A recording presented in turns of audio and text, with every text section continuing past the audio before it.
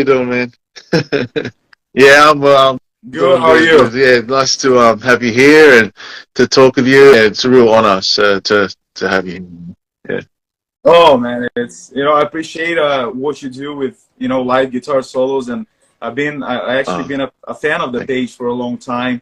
So you. Yeah. it's really cool for Yeah. you Yeah. to have me here and open the Yeah. doors for us to talk a little Yeah. bit and talk about guitar Awesome. and all those Awesome. great things. All Yeah, right, man. Let's start yeah. with the questions. So, how old were you when you started playing guitar, and who were your influences growing up? So I started when I was 9, man. So right when I turned 9 in December of 2009, I started playing and took some acoustic guitar lessons because Mm. my brother at the time started playing as well, and he influenced me. So the reason we picked up the guitar was because of Guns and Roses. So Slash was my favorite guy coming up, and learning how to play the guitar and stuff. So Guns was my favorite band for a while, and then we found out about Iron Maiden, and then Mm. still it's my favorite band to this day. So yeah, Dave Murray, Adrian Yeah. Smith, Mm. and all those guys, like there's huge influences of mine, and like Yngwie Malmsteen, Oh. Jason Becker, those came a little later Mm. to the party because when you're starting out, you think Kurt Cobain is cooler than Yngwie Malmsteen Mm. because you can't Mm. understand what Mm. Yngwie Malmsteen Mm. sometimes is doing, right? At least the maximum of speed on guitar for me was like the solo from, I don't know, Sign of the Cross by Iron Maiden, or I don't know, Wasted Years by Maiden. It's like that was the top, the maximum you could get when it came to speed. But then you realize there's other things, and Yeah. Satriani's and Steve Vai's and stuff. But at Mm. first it was Maiden and Yeah, yeah, yeah, Slash for for sure. sure. Yeah, yeah. My dad had some Maiden. I didn't tell him I had some Maiden albums there, so I used to listen to some of those. That was it. Nice, nice. Yeah, Maiden is everything for me, man. Like it's the band Yeah, that made me fall in love yeah. with music in Cool, general. cool. So you were born in Brazil, born and raised, and then you Yes. traveled to America to Mhm. continue as a pro guitarist. So how did you come to that decision? Man, the reason I took that leap of faith, because if you come from South America or parts of the world that are not as rich, or, for Mm. example, as Europe or wherever, if you like move to another country, you know what I'm talking about. Mm. It's a big like Yeah. leap of faith. It's a big step in your life and something that's gonna change you forever. So when I was 13 years old, I got endorsed by Oh, okay. ESP Yeah. Guitars. Actually, I have my new guitar here that we're going on tour tomorrow. So ESP has been with me for the last Mm. 10 years exactly. So they reached out to me because I had a video that went viral on the Mm. internet called Mm. Top 10 Solos Mm. of Dream Theater. And then they said, man, we want to work with you. We contacted the distribution in Brazil, and they're going to reach out and send you a guitar and all that. And I was just, at the time turning 14. It was around December and January of 2013. So then that happened, and I came to the U.S. for the first time in 2015 for the NAMM show. Then ESP was doing their fourth anniversary, so I played on the booth, and I met so many people like Alex Koenig, played Frank Bello, Seal from Gaunerios, all these rock stars. I was there playing on that stage, and that showed to me, like with all the experiences that I had, ESP picking me up from the airport. That was surreal. I'm from a small town in Brazil, man. I came to LA with that. It's like so surreal. So I told my mom, I think I have if there's anybody in the world that can contribute to the guitar playing, community and make something that people are going to like, I think I'm one of those people. I should take this step and really become a professional and go all in. And I knew I had the time because I was young, and I knew I had time to prepare because when I came here, I was 15. I still had 2 years of high school to go, right? So I was not going to move here to 2017, theoretically. So I spent a lot of time, creating more songs of my own, and also recording and becoming a better musician, getting a hold of the business aspect of it. So when I moved to LA in 2017, I was already with that decision. I want to be a professional musician, and I want to play in bands, and I want to tour, and I want to, inspire people in general. So all those, you know, those early things in my career made me have a lot of certainty in my decision. Okay. You know what I mean? Wow. Okay, so you were you were only playing since you were 9, and you got endorsed at 13. Wow. Yes, to tell you the truth, like that's basically Yeah. what I did through my Mm. entire life. My life basically since I, you know, started playing, it orbitates around guitar playing Mm. and heavy metal, you know. So you know, from 9 to 13, Mm. I that's all I did basically, you know. And that's all I did all day long. And you know, when you're a kid, you have some things like, for example, I was bullied in my school because I was really fat, Yeah. and that helped me channel all my energies to the guitar playing, because I thought like, okay, somebody has to like me. I think I can be good at something. So I think this is it. I think heavy metal is my thing. I'm gonna, you know, people that I can be good at something. It doesn't matter because it's not because I'm fat that I'm gonna be useless, right?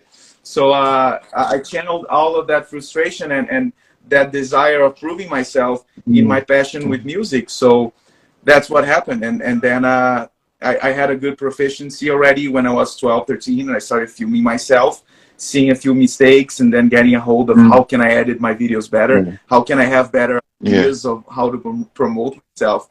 Because I knew I had limited time to convince my parents that music was my thing, you know? Because you know, every case is different, but for me, I wanted to make sure that they were supporting me like in a way that they knew I was born for that. So I had to prove it, because for them, they don't know anything about it. So I had to achieve something, you know. So this is what I thought when I was like 11, starting my YouTube channel. I started doing covers of like Van Halen and Black Label Society and Slash and Megadeth, and then I reached out to all the fan pages on Facebook. Hey, my name is Luis, I'm 12, I'm from the south of Brazil. Can you share my post? I'm a big fan of Megadeth and I'm trying to start my career. And then, you know, most of them reposted it because they thought it was so honest that you know, that it captured their attention. So that's how I still, you know, I got some views going on and some new subscribers. And when I got in that mood, I started thinking, how can I make something cool for people to watch that represents what I'm doing, and at the same time, you know, enjoy that I'm young and that will stand out for sure if I play good.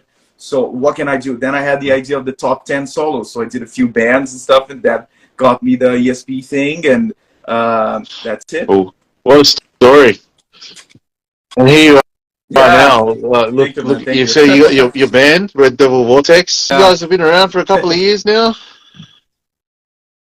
Yeah, I've been in the band since December of 2020, but we only announced stuff when I was like in the middle of 2021 because it was during the pandemic. Nothing was going on, so we really took the time to, you know, because the band was being rebuilt, right? Red Devil Vortex exists since 2016, so they had a, you know, line up with the two other guys and Gabriel, the singer, the frontman. And then they left during the pandemic, and then I joined because, you know, Gabriel at the time had lost his father, and I was very depressed as well, away from my family because everybody was trapped in the United States because of the pandemic. So that time sucked, and I was tired of the Instagram bullshit, you know. I was tired of the videos all day long and online courses and buy my this and you know, you have to do that and you have to do 3 posts a day. I was fed up with that. I was like, man, that's not why I started playing the guitar. And I have no problem working 24/7, no problem at all. But what's the meaning of what I'm doing? Do I listen to instrumental music? Why am I putting out instrumental songs? Why? You know, because that was the only option I had at the time, and I understand it. But it was time to change, you know. So Gabriel was a friend of mine since 2017, since I moved to LA. He was one of the first people I met here. And then one time he said, man, come to my house, let's jam. Like, it's been a while, I don't play with anybody with this pandemic stuff going on right now. So I came, and instantly, man, you know, when you see a chemistry of 2 people writing songs and ideas and wanting to do the same thing. So that's what happened between us. And then I was like, I called him, I was like, man, let me join the band. Let's start this thing from the ground and let's get it going, you know, because I didn't want to be, you know, that guy that only does videos, plays with like only, you know, only does videos basically, you know, only lives for the internet content, and I didn't want to be that. I didn't want to become that. So you know, that's what he did. And now we're going on tour tomorrow. We just put out a video, the first single Yeah. that we wrote together called "More Luck Than Brains," and things are really falling the right place for us. And I'm really Yeah. So happy because of that. that that's great, man. Yeah, that chemistry, like you just know, and I like your sound and Yeah. what you got going there, and it's very powerful for just a three Thank you. piece. I mean, you know, your guitars Hmm. really fill out the Yeah. sound very nicely. I find. Yeah. Thank you. Yeah, we rehearse a lot, and we want to Yeah. bring back the showmanship. You know, like I miss, like, because sometimes, like, there's a lot of great stuff out there, lots of great songs, but in a few cases I see that the music doesn't Mm, match what mm, I'm mm, seeing. You know, and that was the thing that made me mm, fall in love with all the bands that I mm, like. What you listen is what you see. So, you know, like that's what mm, we're trying to do, and a lot of people mm. are afraid of that because the Yeah. internet makes you afraid of everything. If I say something here, I might be canceled. My career Mm, might be over in the next second. But mm, you gotta kind of free mm, yourself from those mm, chains and, like, no, let's mm, do whatever the I want, because nobody's mm, is paying me. No, mm, nobody pays for mm, music anymore. Let's be honest, you know. So mm, you might as well do what you want. mm, mm. There's no way out. And touring, you can't. What I've noticed, even though things have changed, you know, with the internet and all that, like you can't beat touring and seeing someone live. You can't beat that. That's an experience that it can't be replicated just by sitting in your bedroom and playing something. Yeah, definitely, man. There's a limit of surface that Instagram can reach, you know. There's a lot of things that you see and lifts up your day, your mood, and, like, you see an inspirational video and you hear some words, like a wake up call that you need. You know, TikTok, people talk shit Mm, about TikTok. TikTok is great, you know. There's a lot of things mm, that are cool about TikTok. It's only mm, music and mm, only audio. So for musicians, it's and a mm, lot of mm, bands blew up on TikTok. So you can't mm, deny the times that we're living. That's not mm, what I'm talking mm, about. You know what I mm. do. Like, you know that I post a lot and I'm Yeah, very active. exactly. We're here, right? Yeah, We're here on Instagram right now. So you can't you have to yeah. live in the era that you are, right? But at the same time, there's a surface that you can't reach with the internet Mm, mm, interaction. You know, you gotta mm, break through that barrier, and you gotta go out and play. You mm, gotta go out and touch people's mm. hearts and Yeah, trauma them. You and know. that's what you do. Your new single that Thank was you. released what last week, a week Uh, ago. Yeah. Friday. So that was more like Yeah, that's Friday. more like than brains. I love it. I love the solo. Love how you're using the whammy. The Yeah, whammy. the whammy. Yeah, it's The really whammy. Yes. yeah, it's a really Yeah. it brightens up the sound a bit. It's not your regular sort of sound, isn't it, that you hear on many records, but or that I hear anyway. But explain about the single for us. Right. That's really cool, man. I'm glad you like it. More Luck Than Brains is a song that, you know, basically Gabriel and I wrote the same song together. He had a song that had the great chorus, like, which is the chorus that you hear on the song. And I had the riffs and the harmony ideas of the bridge and stuff. And then I was like, man, I have this song, but I'm not sure about my chorus. And he was like, I have this song and I'm sure of everything, but like, I'm sure of the chorus, but not everything else. So we literally got the wave files of the demos and did the crossfade on that part. I was like, dude, it sounds like the same song. That's it, you know. And of course, we kind of thought it out a little more and added some things, but it came to life pretty quick. And it's a song that for me represents everything that I always wanted to do in my career. I always wanted to have a great metal song with guitar arrangements that were not necessarily crazy hard to play, because I don't care about that, you know. It has to sound good. It has to channel some emotions that I had inside of me. And I think More Luck Than Brains, you know, modesty aside, I think we really pulled that off. The song, you know, it's very guitar driven. That's why I wanted to, you know, I told the guys I think this should be the first single, because now we have this lineup. Eduardo Baldo, which is the drummer, he's been always one of my favorite drummers. I was a fan of his. He had a band in Brazil called Hibria. They were huge in Japan and they had a great following back home. And I was a fan of his when I was like 12 and 13. So we went to all the Hibria shows when they opened for Megadeth, Black Sabbath, Metallica. They opened for everybody back then. And we were great fans. So, you know, being a band with this guy too, he has such an iconic voice on the drums that I think More Luck Than Brains really put everything together. Gabriel has a unique voice as well, unique bass tone and his presence. So I think it represents the band really well. So yeah, that's how it together, and for the music video we decided to set everything on fire because, you know, it's a heavy metal cliche, but that's what we wanted to do at the time, to just mark what we wanted to say and what the Red Devil Vortex experience is about. It's about taking you out of the reality and the world, and now you're just gonna enjoy this for 5 minutes or at a show for like 1 hour, and then you don't have to think about your bills, you don't have to think about, you know, your problems. Like, you just enjoy a good heavy metal band, you know. So That's that's awesome. our purpose with it. Well, everyone, you got to check it out. More Luck Than Brains by Red Devil Vortex, and that solo is amazing. I Okay. can play it. This is a down tune, Sweet. half step. Nice. I'm gonna play the for you guys. This is dropped, so it's the song is not dropped, but I'll transpose everything for you. Let's listen. Hopefully it sounds okay.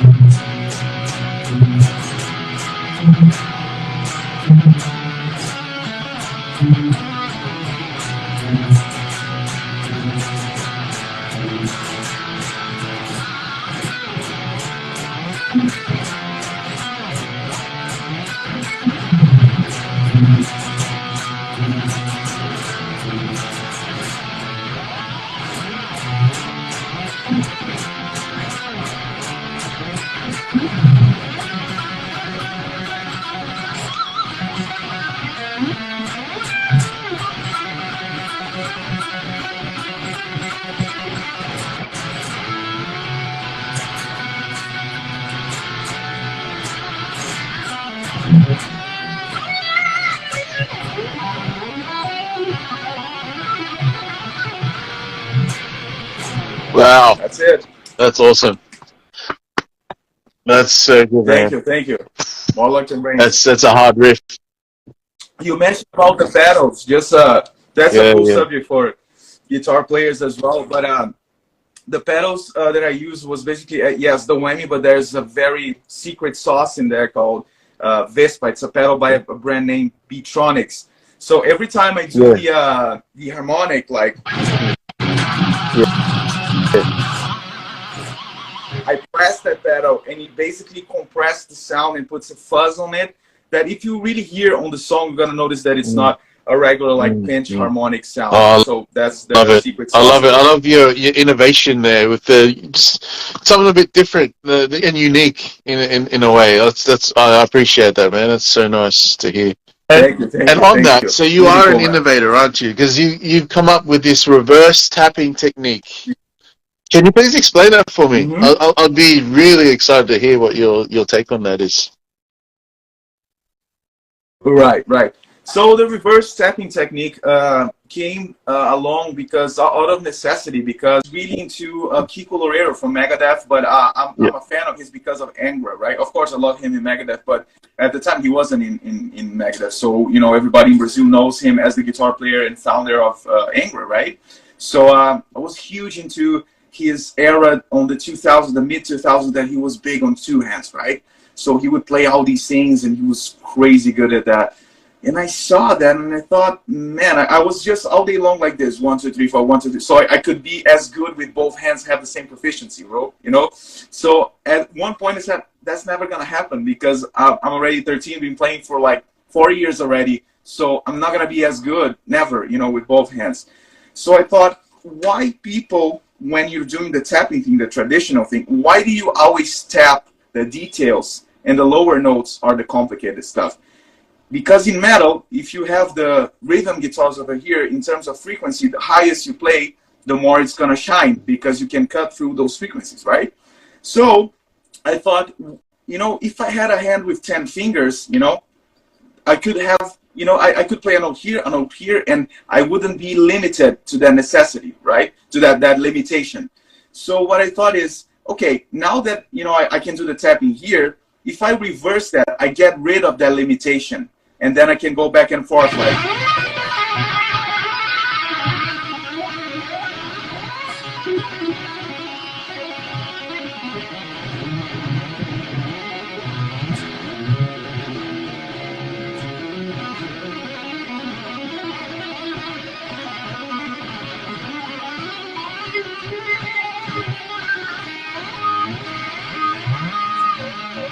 Stuff like that. So then I decided to, you know, let's make it more musical. Let's write some songs with it. Like, what is the purpose of reverse tapping? It's basically something that you do that you get rid of that limitation of the proficiency of this order. You know, like the usual tapping thing. Because if you reverse, you can go back and forth. For example, this lick here.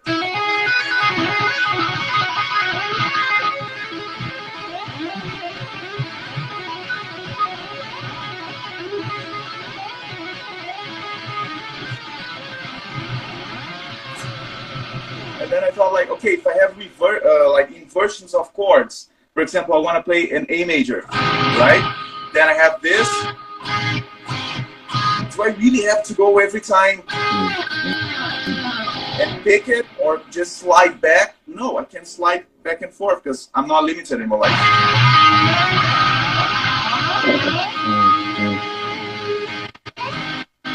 that minor.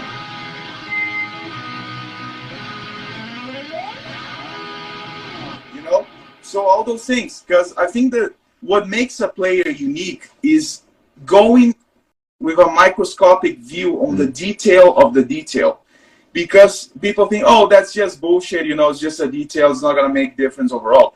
If you think like that for your vibrato, your bending, your sweep picking, then if you pile it up, all those details in the bigger picture, you're gonna have your image and your voice so unique because you worked hard for it so hard. You worked hard on all those details, so close from it that you shaped it the way you wanted to, and you had a sound in your head and you went for it. You know. So in the bigger picture, when you zoom out of it and you did it in every single aspect of your playing, oh, I think now I have a voice. You know, I know exactly what sound I'm going for. You know. Yeah, it's really and it just looks cool as well. I have to say Thank you.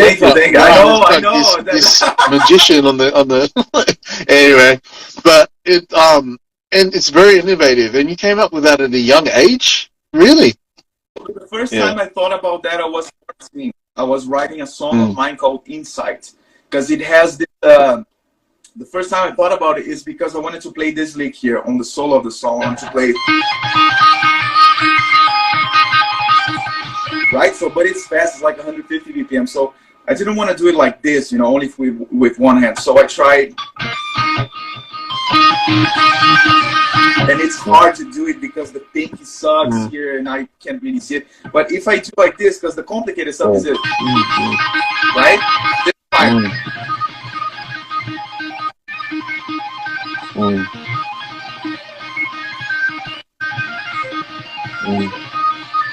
And then I thought, okay, I think I'm better off playing like this. And then I thought, okay, what is the limit of this thing of going back and forth? Because every time I do this, I can also do, and I like it. For example, on a song of that same album, my first album, there's a song called Mr. Fire, which is a very power metal song. So there's this lick that I go like this. So since I was already here, you can slide back and forth just so you have that anchor power again. Like,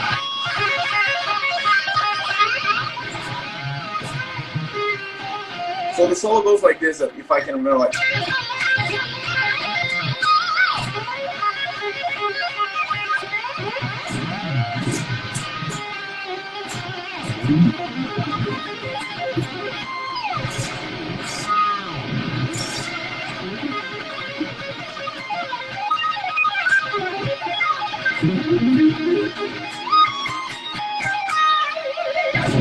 So just a little detail in there, but which adds up a lot. And as you said, when you look at it, it's like, oh, what do you do there? You know.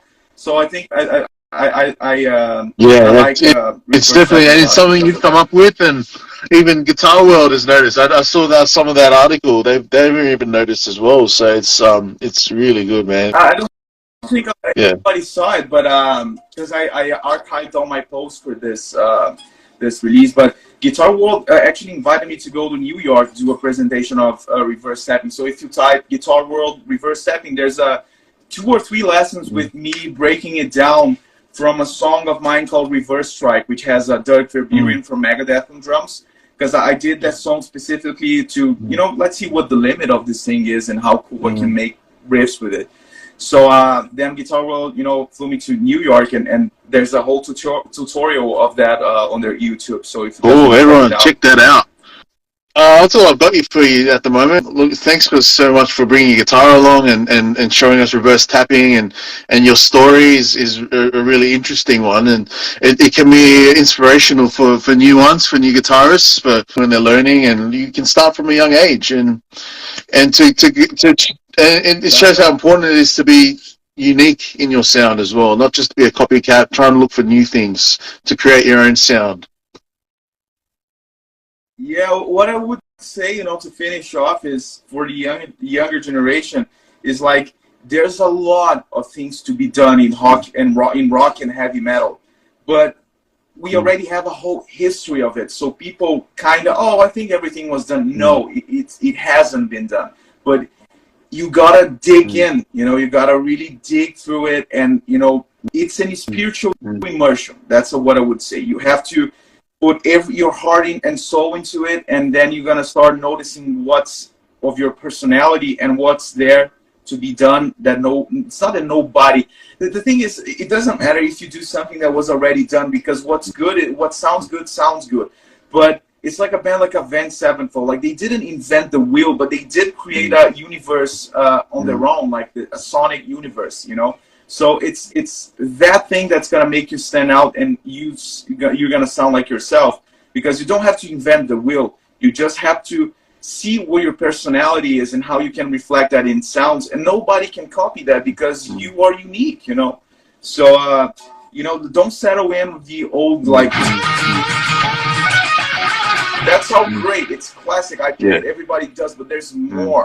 There's more stuff you can do, and like I believe we can, like Tim Henson, for example. The guy, he came up with a style that Mm. he plays guitar like nobody else, man. He Mm. is like what? Mm. He's not even 30 Yeah. yet. Thank you so much for your time, Lewis. That's all I got for you. All the Thank you, best for man. your Thank you, tour man. and your new album's coming out soon with Red Devil Vortex. So we're looking forward to that. And you're touring just the Cool. US. Yeah. Yes, just the U.S. for now. We're planning to do one more U.S. tour to the end of the year, but when we come to Australia, for sure you're gonna be the first one to know. Excellent. No, looking forward to it. All right, bro. Thanks so much for your time. Talk to you again soon. Thank you so All right. much, man. Have a great day. See you. Thank Bye. you.